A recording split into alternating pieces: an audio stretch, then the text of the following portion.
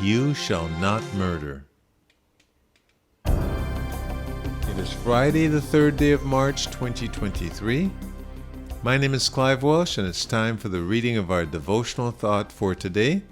And I'm reading from the book, Truth for Life, by Alistair Begg, and this is the 2nd edition. And today's devotional thought is called, Life is Sacred.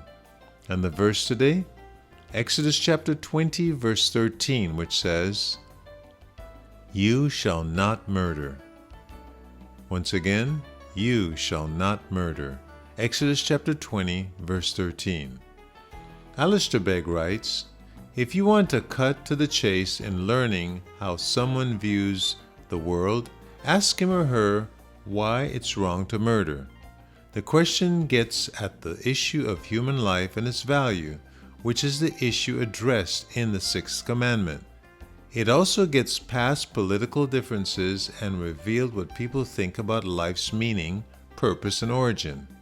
A vast number of people functionally think that life has no inherent value beyond someone's usefulness. As long as an individual contributes to society, his or her life value remains intact. But this means that some deaths, abortion, euthanasia, for example, are deemed less tragic and perhaps even good because that person is unwanted or perceived as a drain on society and therefore, in the final analysis, of inferior worth. This is not the way the Bible speaks. Scriptures could not be clearer about the fact that men and women are valuable because they are made in God's image. Genesis chapter 1, verse 26, the book of Psalms, chapter 8, verses 5 and 6.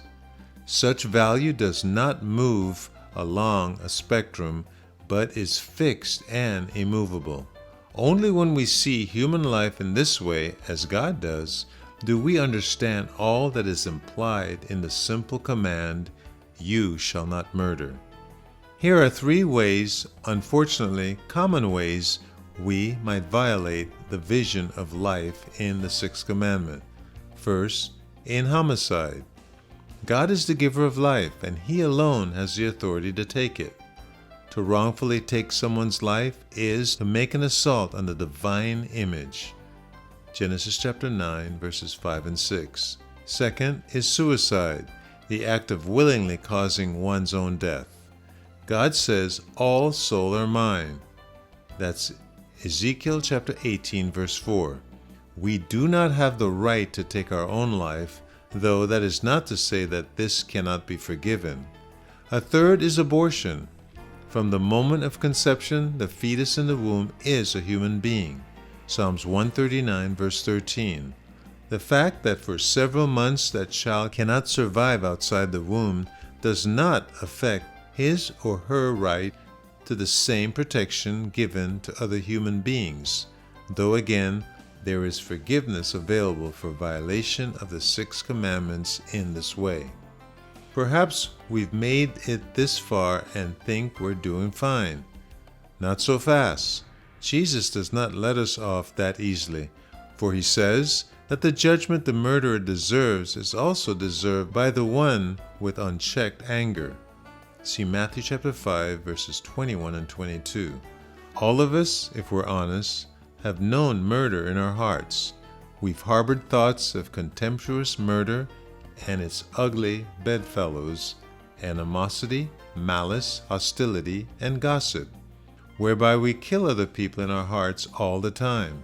Perhaps we're doing so right now, and so we stand condemned. But here is the encouragement. If you are feeling the weight of guilt as you grasp the scope and the gravity of this commandment, that is precisely the point. You might never conform perfectly to the perfect law of God, but He has still offered forgiveness that will take away anger, murderous hearts, and transform them into hearts of love and grace. Of what do you need to repent? For what do you need to be forgiven? In what way do you need the Spirit to change you? 3 very important here at the end of our devotional thought, and I will repeat them again. Of what do you need to repent? For what do you need to be forgiven? In what way do you need the Spirit to change you? I'd encourage you to take some time before the Lord, ask these questions, and allow the Spirit of God to minister to you. And that's the purpose for these devotional thoughts, to give you something to really ponder, to think through, and then to practice. And may God, by His Spirit, do just that in our lives today. Well, Clive Welsh here, encouraging those of you reading through the Bible in a year to read Exodus chapter 36 through 38. That's Exodus chapter 36, 37, and 38. And the book of James, chapter 4. And may the Lord richly bless you.